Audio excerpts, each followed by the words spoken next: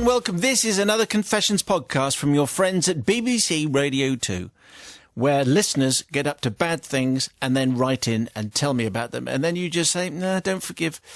Anyway, this is what we have with our concise collection this week. It includes homemade, lathery, luminous lemon fizz bombs, an impish invigilator's imaginary exam, some squishy slip-sliding slugs, and stripping, sopping, soaked students. It's all true. Here it all comes. Tonight's tale comes from Mr. Chips. Oh, right, okay. Thank you, Mr. Chips. You'll see why in just a moment, if you remember the movie. Movies, indeed, of that name. Dear Father Simon and the Revered Collective. Last Monday's three-worder, exam season begins, prompted me to make my confession, which features some boring exam invigilation and the nonsense that teachers get up to when even the slightest opportunity arrives. Names, including my own, have been changed to protect the innocents and me because I still work in education. And I'm thinking that there may well be some invigilating and exam-themed confessions coming out of this. Yep. I want to take you back to May 1975 when I was coming towards the end of my first year as a very fresh-faced young science teacher in a large comprehensive school on the outskirts of a large Scottish city. It was my lot to spend 3 days supervising 30 S1, that's Year 8 pupils, as they ploughed their way through a succession of exams, which, to be honest, only confirmed what their teachers knew already. The sun shone, the days dragged. It was excruciating for the teachers who had been instructed to remain vigilant, no newspapers, no novels, and no sleeping. It was, of course, also excruciating for the pupils. For the bright ones who finished each exam in advance of their peers and had to sit what seemed like hours waiting for everyone else, and for the poorest ability pupils who, after 8 years of being at the lower end of the class, weren't really expected to do well and in some cases struggled to get to grips with reading the question in the first place. Let's just say that the dynamics of the exam room were quite challenging, and I was going to take a very no-nonsense approach to discipline. The slow progression through the piles of exam papers on my desk proceeded. I cannot do justice to describe the tedium of invigilation of other people's exams, the buzz of flies high up against the windows, the scrape of pencils and the scratch of pens, the overpowering odour of a large group of pubescent adolescents in an enclosed space. I was going crazy. How about back to eat? Then halfway through the first afternoon, a flash of inspiration, I picked up an exam paper and I started to complete it as an actual student. No. Oh. I felt a strange freedom as I answered that first paper, and this little jape helped preserve my sanity over the entire exam period. Some exam papers I really hammed up. I remember being particularly pleased about an answer where I described Boyle's law as being used to work out how long to cook potatoes for. I answered a couple perfectly. For one or two, I wrote every answer backwards. And I appended a good Scots name to each exam paper that I finished. Bay City roller Les McEwen entered one. George McRae of Rock Your Baby fame are two that I remember, and I slipped them into the bundle which was picked up for marking at the end of the day. Let me tell you, I was having a ball. Our final exam invigilation was for classical studies. With the end of invigilation in sight, I had a spring in my step. Halfway through that last exam, I had completed the paper. It was genius, even though I say so myself. However, I do need to seek forgiveness from all the staff who had to mark one extra paper quite needlessly. A paper that caused quite a lot of mystery until I was rumbled by the head of the department, and most people saw the funny side. I believe Les McEwen, George McRae and Barry White still hold the record scores for the school in physics, biology and chemistry right to this very day. However, there is another teacher who I should seek forgiveness from, someone who has not yet appeared in my opus and who shuffled off this mortal coil a while back to that great star from in the sky many years ago. Let's call her Betty A. She was the head of modern languages, and she retired from a long career in teaching that very summer. To describe her as a battle axe is unfair. She was an absolute horror, the sort who gives teachers a bad name. She measured the girls' skirts, screamed at little boys who got lost in the depths of what was a huge place, and officially complained to the head teacher if anyone dared to park in her space. Fortunately, the janitor rescued my bike before she drove over it. I knew you'd love that bit, mate. Yeah. Well, a few days after the exams finished, she burst into my room, fortunately at a time when I didn't have a class, demanding that I tell her everything I knew about a boy from my exam room who was called Donald Osmond. Apparently, Donald had not only answered her French exam in a mixture of Italian, Russian and German, but he'd answered every question correctly, and she desperately wanted to meet him. Well, Father Simon, I don't know what came over me, but instead of admitting to my jolly jape, I looked her straight in the eye and I did the unforgivable. I lied. No. I told her, Well, as I understand it, the Osmonds are quite a big family, and I think they travel a lot. We could get them to the end of term assembly, maybe. I'm sure Donny would love to meet you. He's a lovely guy. Very well, she said, and stormed out, leaving the door wide open as usual. Father Simon, I throw myself at the mercy of the collective for deceiving her and for the rest of the class. But I think I quite like the fact that Les McHugh and George McRae and Barry White still hold the record scores in this school in all the science subjects. But invigilators, what do you have? Exam takers, what do you have? We'll take your confessions at bbc.co.uk. Rebecca, though. I found that at the beginning, I found it kind of surprisingly childish for a teacher to be doing that. But he was bored. He was very bored. And He was a is teacher. Exactly. And I did find the Donald Osmond thing hilarious and Yes. great to pull the wool over the battle axe's eyes. But I'm just wondering why the other teachers didn't realise that there weren't these pupils in the class. Surely they would know all the pupils in each class. No? Maybe not. Obviously not. That's true, isn't it? Maybe it was a very, very big school. So I think it was a hilarious joke, and you are forgiven. The Dean of Dedlin. Yes, I forgive, of course. I know Matt won't. But the staff rumbled him. Most of the staff rumbled him anyway, as you said, and most of the teachers were amused. So on numbers alone, you are forgiven. And Betty A, well, she deserved it anyway for not being worldly wise, Matt. Not being worldly wise. Donny Osmond, for goodness sake. Good one, though. I like that. Well, I one. don't know whether you'd necessarily think... Donald Osmond. Well, I don't know whether she probably didn't listen to the radio in those days. What do you have there, Matthew? You're Well- working with kids. You've got to be worldly wise now. Here's the thing, as far as Betty A is concerned. Oh, here we go. Anyone who ever complains about somebody parking in their parking space, it's got my name on the parking space. Anyone who ever says that gets what's coming to them. That said, I'm not really going to forgive for this one, because invigilating, I'm sure, is very dull. But you know what? It's your job. That's what you're paid to do. It's very dull. Oh, I have to listen to the flies. Oh, look at me. I'm going to fill in one of the exam papers. No, you're supposed to be making sure no one else cheats. Otherwise, they may as well be doing without you. You're being paid. Do your job. Therefore, not forgiven. Were you any good at exams? Did you enjoy I was exams? superb, Dudley. Were you? Yeah, I was Did you behave outstanding. all of the time? I was best Invigilating ever. confessions. It's tonight's confession. Don't forget, if you miss any, the Confessions podcast is available every Friday. Download from your normal downloadable place, bbc.co.uk/radio2, being our favourite. I do that. Thank you. This comes from Chris and Harry. Thank you very much. Dear Simon and the absolutely gorgeous collective, after much contemplation, I have decided it's time for me to own up for an evil deed performed by myself, but mostly by my son. That's my story, and I'm sticking to it. It all started with the run-up to Mother's Day 2013. My wife, Freya, had been called into work on the Saturday before Mother's Day, so I was left in charge of our son Harry, aged 12, and our daughter Anna, aged 6. Halfway through the day, Harry came running up to me and asked if he could make some fizz bombs for Mother's Day. Being the ill-informed parent, I had to ask what are fizz bombs, to which Harry informed me, well, I've just seen them made on CBBC. They are scented balls that you drop into the bath and they fizz up and make the bath smell nice. Mummy loves lemon. Can we make some lemon ones? Go on, Daddy, please. As my wife was out at work, we had the ideal opportunity to masterfully create these fizz balls, ready to give her the next day as her mothering Sunday present. Sounds like a plan, I replied, and the recipe was duly downloaded from the website. So what do we need to make these fizz bombs, then? I asked Harry, who, after very carefully reading the recipe, wrote out a list of the ingredients needed. After checking what was in the cupboards, we headed off to our local supermarket, and the required items were duly purchased. Upon returning home, we began Project Lemon Fizz Bomb.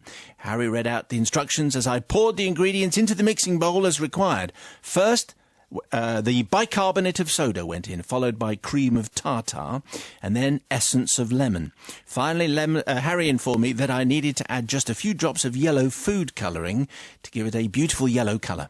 Well, after carefully dripping in a few drops of yellow food colouring into the bowl and mixing, I noted a distinct lack of any yellow colour in the mixture at all. So I carefully added more yellow colouring, and I mixed it in. I think this was clearly inspired by our blue colouring story. Well, still no sign of fizz bomb mixture turning yellow. Well, Simon, eventually the whole bottle of yellow food colouring was added, and still there was no sign of the mixture turning yellow. By this point, I began to suspect something wasn't going according to the recipe, and sure enough, upon reading the instructions, it turned out that we should have added half a pint of water before we added the food colouring. Oh, well, we'll just add it now. I'm sure it'll be fine. And it was at this point that things began to go wrong. Upon adding the required amount of water, the fizz bomb mixture immediately turned livid yellow, and stirring it with a wooden spoon turned the end of the spoon bright yellow. In fact, the inside of the bowl was bright yellow. My hands were bright yellow, and the spatula turned bright yellow. In fact, everything and anything that touched this mixture turned and stayed bright yellow.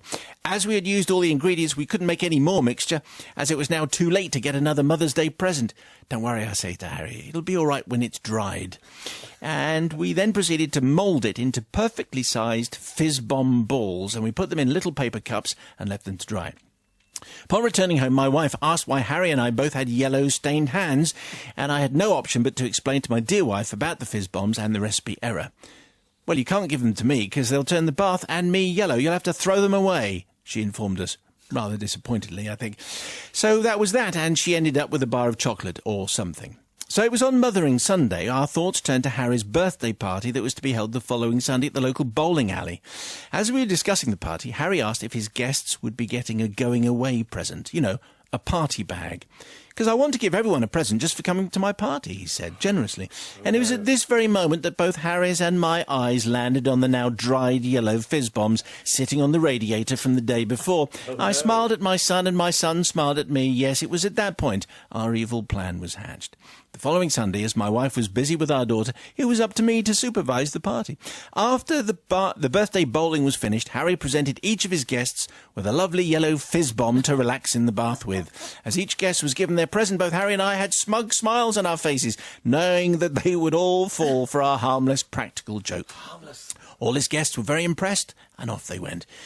On the Monday back at school, the only comment was from one of the guests' party, and a friend of Harry's called Jonathan. At playtime, he waved his fist at Harry and shouted, "I'll get you back, you rotter." Yeah, because it was the 1960s. Which bit have we changed then? No other was comments the were Beano. made. Anyway, the following Thursday, my wife went to pick up the children from school, and it was at that point that she was approached by several parents complaining about the mess and the problems that the yellow fizz bombs had caused. And upon returning from work, Harry and I were sat down by my wife and lectured about how stupid we were. The joke was not apparently funny at all. So here is our forgiveness list. We seek forgiveness from Jonathan, who spent an hour in the shower being scrubbed with a loafer to remove the now yellow skin. Surely. Well, it says here loafer. It could have been a loafer. It took a shoe in the shower. That's right. It's Well, not enough. Give a loafer on as well. absolutely wouldn't. The loofah didn't work, so the loafer had to step up. We also seek forgiveness from Sue, who after washing and washing still had the look of severe jaundice for the rest of the week. We seek forgiveness from Ben, who had to be exfoliated by his mother 3 times before he was reduced to just a mild yellow tinge. We seek forgiveness from Kyle, who was dyed bright yellow and looked like a minion from Despicable Me for a month. Most of all, we seek forgiveness from Kyle's mum and dad, as their brand new pristine white bath that had only been fitted a few days earlier is now mostly yellow, and apparently the stain cannot be removed even with scrubbing, bathroom cleaner, or any other product known to mankind. So in conclusion, we have proved the old saying, "Mother knows best," is actually based on fact. Yours sincerely, Chris and Harry. P.S. I still think it was more Harry's fault than mine. He's still passing the buck. Yes. Is Dad here? Sister Rebecca. That is quite a funny confession, isn't it? I mean, part of me thinks, what father would let his son give his friends those things when he knew that the baths were going to be stained yellow and maybe, you know, all the kids were going to be... I mean, that is just bizarre. But then I also think it's actually quite funny. It is a good practical joke, and it really worked, didn't it? So, for that reason, I'm going to forgive. Because it wasn't just Mum that got stained, it was all the friends and their friends' mums who clearly enjoyed it. What do you think, Deadly? Do you know, I'm not going to forgive tonight. A rarity, I know. I mean, I enjoyed the whole story in a way, but it's the damage to the bath that is going to be phenomenally expensive. The No, because it came off the people by the sound of it. After It came they'd off been them. exfoliated. Well, we all like a bit of that, don't we, from time to time? That's the way Very, it very goes. good. And Mum had clearly said, they'll make me yellow. So, I mean, they'd had the warning. So, sorry, I'm not going to forgive tonight. Okay, Sorry. well, it's all down to Brother Matthew then. Am I alone in thinking that really Mum should have just played along really here, shouldn't she? I mean, we all know mums, you just have to put up with it on Mother's Day. Frankly, if we do homemade gifts, they're normally not very good. You just have to go along with it and say, "Oh, isn't that lovely? Very nice, thanks very much." So really what she should have done is gone, "Yeah, I've used them and they were great. Many thanks," and then stick them in the bin. And that's the way what she said, just throw them away. Yeah, I really liked that. Yeah, well, no, they throw them away, and then she gets a chocolate bar. More fool her, unlucky mother. So I'm going to say forgiven, because it was the mother's fault for not playing along. That was almost a letter to the Telegraph. The way it started, is it only me? Yes.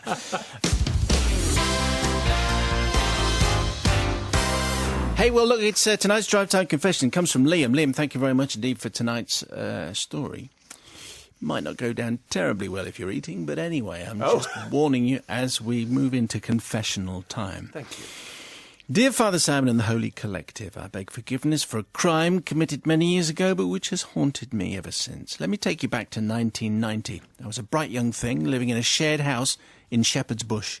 I loved living in London, but the house I lived in, well, it left a little to be desired, to be honest. It was shabby and down at heel, but I was with 3 good friends, and I could have coped with all of that, were it not for the slugs. It's a slug confession, that's essentially what you need to know. Kitchen door had a huge gap at the bottom, a large space, where it didn't quite meet the floor, and it was through that gap that, nightly, they all came. Loads of them, sliming their way across the kitchen floor and up the walls. I once opened the fridge, and there was one sitting on top of the cheese. Oh. What made it even worse was that I slept on the ground floor, so when they'd finished sliming their way around the kitchen, they'd come into my room. In the morning, I'd find mucus trails everywhere. Over my... That's what it is. I know what they do. Over my shoes, in my record collection, and once over my duvet. Yes, one had actually slimed across me whilst I was asleep. Didn't seem to bother my housemates. Yes, they complained, but they seemed quite happy to ignore the silvery trails that appeared each morning. But then, of course, they slept upstairs, so they didn't feel the invasion, perhaps quite on the scale that I did. One day, though, I'd had enough. My 3 housemates were working, I was unemployed, and in the day I went to a garden centre and bought a load of slug pellets. Ha-ha! I thought, I'll get you, you pesky blighters. Come night-time, I scattered the pellets all over the kitchen floor and went to bed, content with my evening's work. In truth, Father Simon, I hadn't really thought it through. And in the morning, I heard my housemates get up, as usual, make their breakfast and leave on their way to work. A few minutes later, I emerged and made my way to the kitchen. It was then that I saw the slug carnage that my pellets had wreaked. There must have been about 50 dead slugs lying on the kitchen floor, along with the pellets. True to form, my housemates had merely stepped over them to make their tea and toast, and then disappeared to leave me to clean up the mess. To be honest, they might not have even noticed they were there in the first place. I think a lot of people are recognising this flat. They stayed there, and they had those housemates. Now, to be honest, Liam, I hate touching anything that's dead, and I did try to pick up the slug corpses, but it made me feel very queasy, even through 5 layers of kitchen roll. What to do? I had to clear away the bodies. It was a line that's never been done in a confession, by the way. Never got on. Not one that we broadcast anyway. It was then that I remembered the Hoover in the cupboard under the stairs. It hadn't been used an awful lot, if at all, to be honest, since we moved in, but now was the chance for it to shine. Genius. Literally. I plugged it in and pointed it, the suctiony bit, to whatever it was called, towards the slugs. But even then I couldn't bring myself to do the deed. In desperation, I opened the front door to find Tim, the young boy from next door, who's about 10, playing marbles on the pavement. Again, it's the 1950s, everybody. You wouldn't come in and hoover up the slugs, would you, Tim? I asked. Well, he didn't bat an eyelid, but he did peer into the hall. I pointed towards the kitchen. There are about 50 of them. It'll be great fun. Of course, yeah. Nodding enthusiastically, he moved quicker than Usain Bolt into the kitchen, switched on the hoover and started hoovering up all the slugs. Each one made a strange slurping noise as its watery, shell-less body disappeared up the tube. And the young boy himself was guffawing in delight. I could hear him even from the front door where I was standing, because I didn't want to be too close. He finished and thanked me and disappeared. All the slugs were gone and we moved house very shortly afterwards. He thanked you. Oh. Yeah. So anyway, I'm asking forgiveness, not from the slugs, who would have done better to mind their own business, actually, and deserved everything they got for trespassing. And I speak as an animal lover, says Liam. And I don't apologise to the young boy who had a wonderful time hoovering up the slugs. It is from the following tenants of the house, the ones that came after us, that I ask forgiveness from. As I say, the hoover was seldom used, and we didn't touch it again while we lived there. We didn't empty it out, which meant that it sat there full of dead slugs. Now, I understand that dead slugs gradually turn to a strange jelly-like substance when dead, so I can only imagine how horrible it must have been to open the hoover, to empty and clean it, to find that... Because, of course... Disgusting. Yeah. And actually, there wasn't a hoover bag in the first place. So there was no hoover? Well, He there went was straight into... Liam says there was no point because we never ever used it. Anyway, if It you wasn't could... one of those bagless hoovers either. No, I don't think it's far That too would have been contemporary. worse. Can you imagine? You'd be able to see it. Please find it in your heart to forgive me, says Liam. A shepherd's bush tale of horrendous slug infestation, mucus and slime and so on. What do you say, Sister Rebecca? I really feel quite sick, and I do feel sorry for It's people nature. who are having their tea right now. It's just It's not nature. nature, it's against nature. What, slugs 50 dead slugs with pellets, is that nature? I It's don't think what so. you have to Hoovering do. them up with no hoover bag, or vacuum cleaner, we should say. Anyway, I love the way that young boys... A bit late now, isn't it? I don't think that's too Other much. makes of it. Yeah. I love the way that young boys... I love the way Tim was just so... He just didn't care, did he? No, why would I must take a leaf out of Liam's book, actually, and get my son to deal Oi, with the neighbour boy. spiders. Yeah. I think that was one of the most disgusting confessions you've ever read out. And for that reason alone, I'm not going to forgive You you. should see the ones I don't read out. Deadly, the Dean. Yeah, I don't think I can forgive either. It's terrible because I didn't forgive last night either, come to think of it. It reminds me, though, I must Has it get been that... a bad week? I must Not get... the usual number of voiceovers coming in. It's been a very quiet week. It's a terrible week, Simon. Thank you for that. I must get that fridge door fixed in case the slugs get in. How do slugs get inside a fridge? That's ludicrous. No, I feel sorry for the following people who came into that place, the tenants thereafter. I think they might have dried up a bit, but the pellets would have been obvious as well, wouldn't they? So people would know. No, I think it's just going to be a gooey mess, isn't it? Well, it'd dry up, wouldn't it, in the end? I haven't really Depends any how quickly experience. I the don't know what I'm tenants- talking about. To be I honest. think... But at least you're very honest about it, and we love you for it. Brother Matthew, what do you say to Liam? How bad's this flat where slugs are coming in? I mean, they've clearly got a problem with the damp. And they're getting in the fridge. How are they getting in the fridge? How are they getting on the cheese? How are they getting on the bed? Does nobody move in this house? It's amazing. However, Liam, who can't deal with these slugs, is as spineless as the creatures he's trying to kill. Oh, good line. Yeah, very good Good line. Well line. done, Dudley. I am going to say not forgiven because you need to man up, sunshine. If you're going to deal with the slugs, and what we put them in there, why can't you just sweep them up? Nonsense. Not forgiven. Okay, now I think so. There might be some slug. I don't know if we want too many slug confessions, really, but sharing a flat. I think there'll be quite a few of those. We have a drive time confession. That's what we have. And novice Nigel has been welcomed back, despite past misdemeanours. He's being accepted back in to our collective with a fine cake, by the way, as hopefully kind of enticement coming up. Yeah. Oh, is it not made yet? Yes, I've just iced it now. I once made the great mistake of icing it before I came in, ended up wearing it, so I've just iced it now. There you go. Tonight's tale comes from Jenny. Dear Father Simon, I'm writing to seek forgiveness for a crime committed by myself and several other, well, actually many other young nursery nurse students. It all happened several decades ago, one very hot summer, whilst we were taking our final exams. There were between 40 and 50 young ladies, aged between 18 and 21 years old, and during our 2-year course, we had been based at a teacher training campus at a college in the north of England. For our final exams, we had to go to the technical campus about half a mile down the road. It was the last day of our exams, and we had one paper in the morning and a second one in the afternoon. In the morning, we all streamed into a very large hall with row upon row of desks, all neatly spaced so no one could cheat, as if we would. We were all ushered to the left-hand side of the hall, shown to our desks, and the exam started. It was very hot. The sun streamed in through the tall windows, which were all down the left-hand side of the hall. It became very uncomfortable, and eventually one girl raised her hand and asked politely if it would be possible to move to the right-hand side of the hall, which was cool, dark, and unoccupied. We all looked up in eager anticipation. No, came the reply, and we all had to sit in our designated seats. There was an audible... Finally, it was lunchtime, and we all tumbled out into the sun, glad to get some fresh air. Although the sun beat down on us ferociously, most of us decided to walk the half-mile back up to the familiar territory of our own campus, where we sat out on the grass, eating lunch and sunbathing.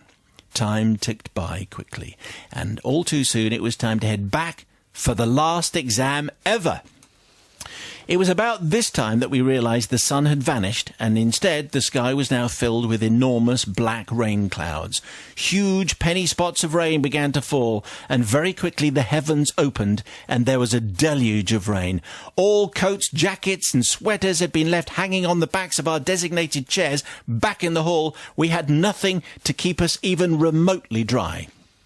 We hurried down the hill and arrived back to the exam hall dripping wet and leaving huge puddles as we hurtled through the door.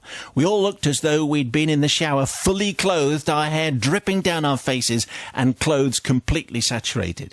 Well, we dutifully went back to our designated chairs, and as we began to settle down for the afternoon paper, the black clouds quickly disappeared and the sun began to beat down again.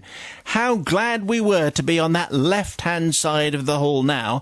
In the heat of the sun, we could soon dry out. However, sitting down in our sopping wet clothes is no joy, and several of us looked at each other. It's a room full of girls in dripping wet clothes. No one would see in through the windows, so we stripped off. Whoa, steady on, Tiger. Step away from the microphone. Sorry. Sorry, Sam. Quite unnecessary. We carefully began to strip off our dripping skirts and blouses and hung them over nearby radiators to dry. Sitting in a wet bra and pants with the sun streaming down was much more comfortable than being fully clothed, either dripping wet or melting in the heat. So the exam began, and we all got our heads down and focused on the task in hand.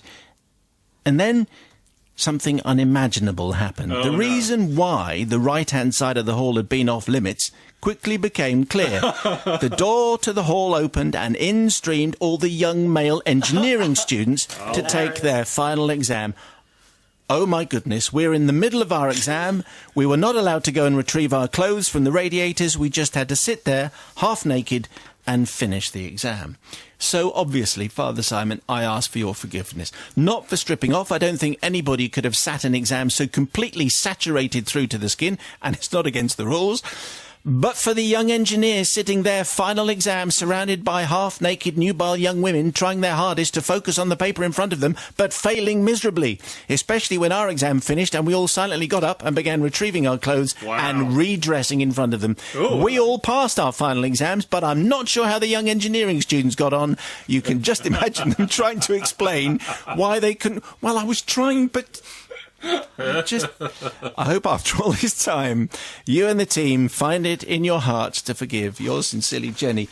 A memorable image, I think, and an exam. You would think, and you just feel sorry for the young male engineering students. It's their final moment, and they're all geared up, and they've got everything that they need, and then all of a sudden, that isn't what I was expecting. No rules were broken. An unnecessary distraction. What do we think, Sister Rebecca? You do feel sorry for them. I totally agree with that. But I think the officials involved should have taken some responsibility for this. The invigilator, for instance, should have told these girls that they weren't allowed to interrupt their exam process by taking off their clothes. Why? Not allowed. You're not allowed to just get up and wander around, put things on the radiator, are you, during your exam? So that should have happened. And then the boys, I think, should have been allowed to resit their exams, because that really was a distraction. So I don't blame either of the young people, either sexes, involved, but I do blame the officials. So, Jenny, you're forgiven. OK, let's try novice Nigel, who had an impromptu outburst. Quite extraordinary. Yeah. But the officials there, they wouldn't allow them to move from left to right, but they would allow them to strip off. I mean, think how many secret crib sheets they could have hidden about the persons. You do have to sit in the seat. Everyone has a designated seat. You can't move around. I think that's true of every proper exam. You can't just change your seat. Says how many proper exams I've sat then. Yeah. But you just thought maybe in the morning. I would have thought actually also the sun moved round during the day, but it might not have been quite so hot on that same side of the day later on. That's just me. But it does sound because the sun moves, obviously. I realise that. Funnily enough. And also it does sound like those very early feats of engineering from those students to keep themselves concentrated on their exams. So well done to them. That's all I would say. And on this occasion, Jenny, you are definitely forgiven. Me neither. Brother Matthew. This sounds like a 70s Carry On movie, doesn't it? There's no way. Anyone who watches that would have gone, there's no way that would happen. Hello. Walking in there and everyone's there in the underwear. Lovely. Yes, it is. I find it a bit odd that you can't move your table, but apparently, yes, strip off. Get off all you like. No problems there at all. No one's probably ever written that in the rules. Yeah, well, no. So the invigilator's going, oh, right, yeah, there's nothing down here about not taking all your clothes off. No, go for your life. So I am going to forgive, because everyone came out of it well, and they probably did well in the exam. I bet they weren't that distracted, were they? I mean, come on. Well, you don't know, do you? A bit. Good, that was sound effects as well.